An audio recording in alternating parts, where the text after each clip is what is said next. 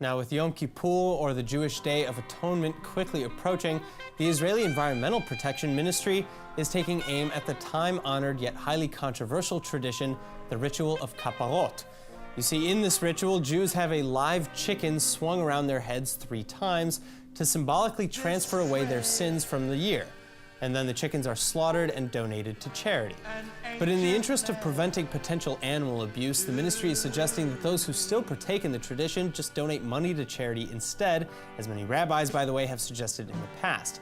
Because specifically, according to the press release, it's not only potentially cruel to spin a living animal, but the birds are often held in poor and uncomfortable conditions before the kaparot takes place. And Israel may be among the latest to criticize the custom, but it's certainly not the first. For example, aside from protests in addition to more private actions, animal rights group United Poultry Concerns, or UPC, opened a lawsuit against Chabad of Irvine, California in 2016, alleging the malicious and intentional killing of animals. And there have been many similar suits filed across the world over the past few years as well. Additionally, there have been real abuses reported, such as throwing away the meat instead of donating it, and or starving the chickens ahead of the ritual, sometimes to death. And many rabbis even prohibit the practice in general, as they view it as a pagan ritual. Proponents, however, say that the animals are bred for slaughter anyway, so gently swinging them around a little beforehand isn't any more cruel than the original plan.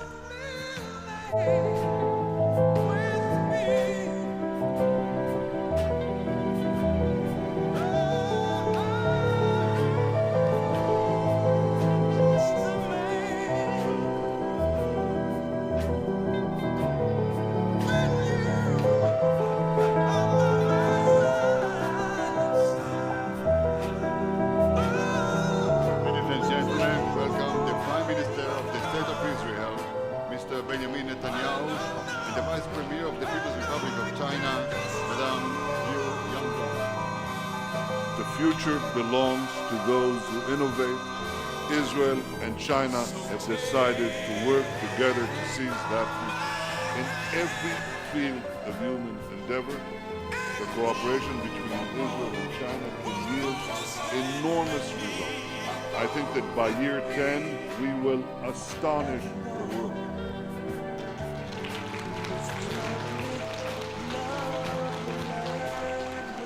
1年来呢，双方发挥各自的优势，在科技、教育、文化、卫生和地方合作等领域呢，开展了务实合作，取得了阶段性的成果。作为创新活动文明意识，在这方面呢，确实很多的奇迹。因此，我觉得中伊两国创新发展的理念、高度的契合，深化创新合作是大有可为。未来我们合作的前景是非常的光明的，也希望我们在座各位呢，大家共同参与为我们的合作这个做出贡献为中伊两国关系的发展我们的合作来造福不仅是造福两国，而且要造福整个人类社会。谢谢大家。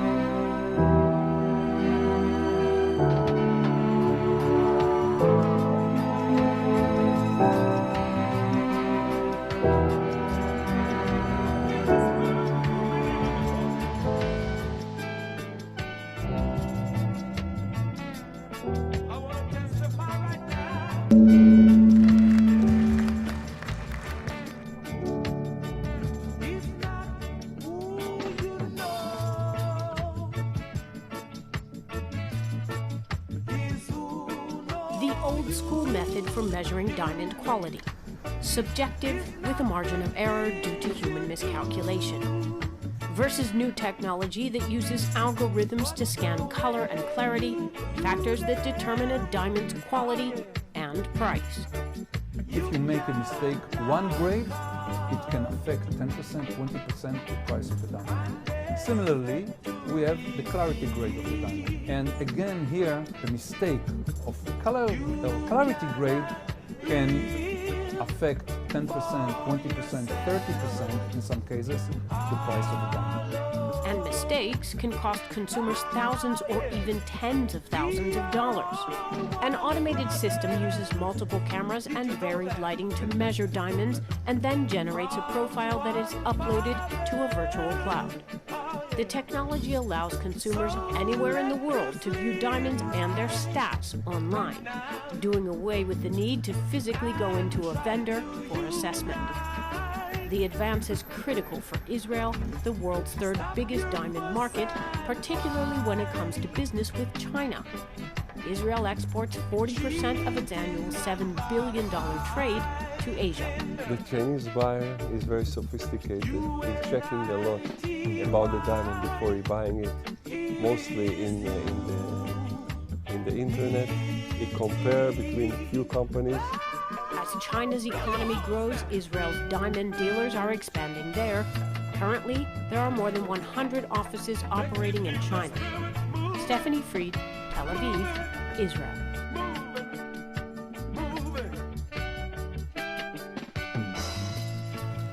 Ancient civilizations, new countries. The Israeli government was the first in the Middle East to recognize the communist, diplomatically isolated People's Republic of China following its Civil War victory.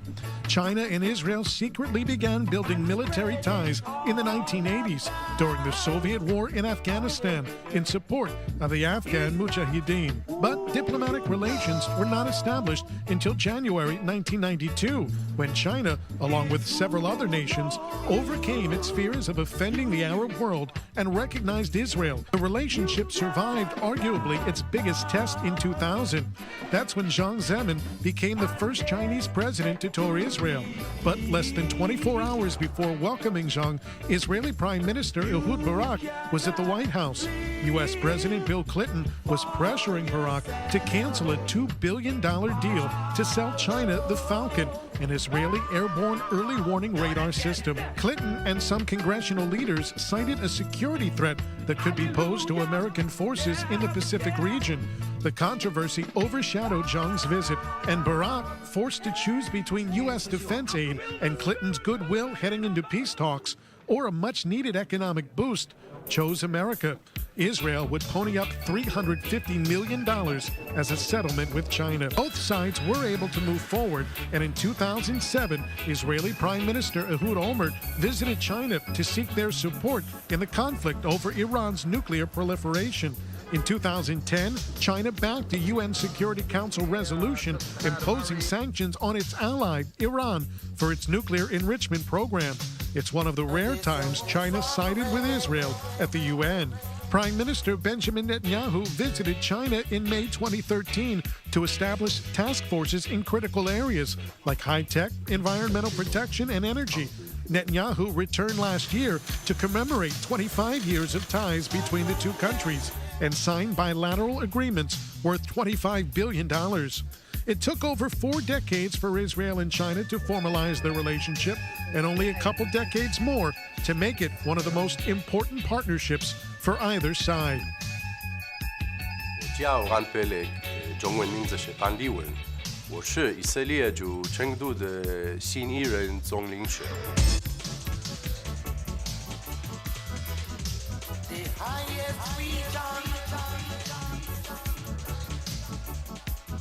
我曾经学过1年中文，并有幸以色列驻华使馆的新闻发言人的身份，在北京工作了4年。在过去4年里，我主要负责中医创新合作委员会的事情。这个委员会集合了以色列和中国各个部门在创新基础上的合作。10月，中国副主席王岐山和以色列总统内塔尼亚胡在耶路撒冷签署了新3年的行动计划。在成都的目标之一就是将以色列的技术和中国西部的农业、水、卫生和教育方面的挑战相匹配。2006年，我第一次去成都，那个时候我还是一个背包客。在我进入外交部之前，我和我的太太，那个时候她是我的朋友，我们一起在四川旅行，并且我在成都向她求的婚。四川航空公司刚刚开启从特拉维夫到成都的直飞，在领事馆，我们希望向中国西部人民介绍以色列最有趣的方面，但是百闻不如一见。我真挚地邀请大家来以色列。我和我的家人最喜欢的事就是在以色列旅行。我认为这个可以让我的孩子们更好地了解自己的国家，爱自己的国家。丰富的历史，绿色的加利利，黄色的沙漠，特拉维夫的海边，上气的耶路撒冷，最低的地方四海。我们小的国家拥有所有这些，我的孩子非常喜欢这些地方。我觉得对访问以色列的中国游客来说，这将是难忘的历程。我很荣幸能成为以色列成都总领事，继续为推动以色列和中国西部关系的发展做出努力。加油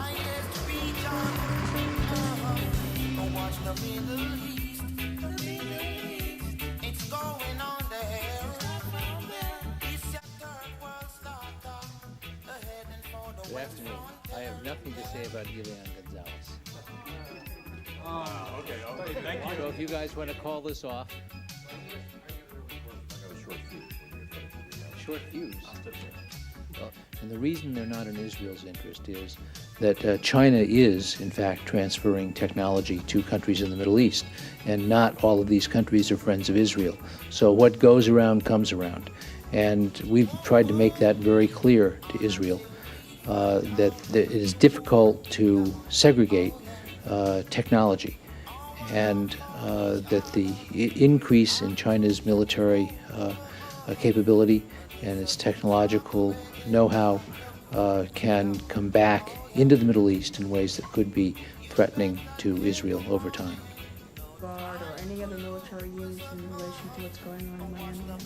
Defense providing any, But I'll double check that. I'm not aware of any. so that this doesn't come up later, is the Department of Defense providing? Scud-B missiles go approximately 300 kilometers. They have made no secret of the fact that they would like to build longer-range missiles, perhaps with a range as long as 1,000 kilometers, which would enable them to reach countries such as Israel and Italy. They do not have the indigenous technological capability to do that, so they have been trying to work with other countries in the world in order to gain that capability. And beyond that, I'm not going to comment on specific intelligence reports. But those countries are in Asia and in other parts of the world. A proud and very valuable state to the United States. Ivan. Thank you, sir. Yesterday's story in the Washington Post that the missile defense system won't work because of countermeasures. Well, I think Biden is going down, and I think his whole situation, because now you may very well find that there are many other countries that they scammed, just like they scammed China and Ukraine. And basically, who are they really scamming?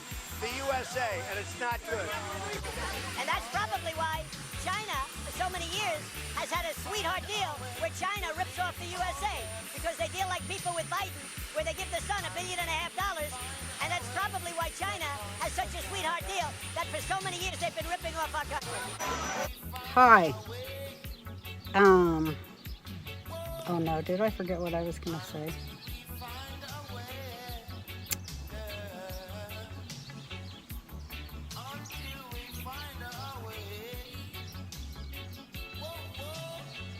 Oh, I was going to comment on the silencing of the Muslim Brotherhood that's happening right now in Egypt. Yeah, I figured when people knew what they were doing, they'd get pretty pissed and want to change that. So Yeah, people should do a lot more reading on Muslim Brotherhood.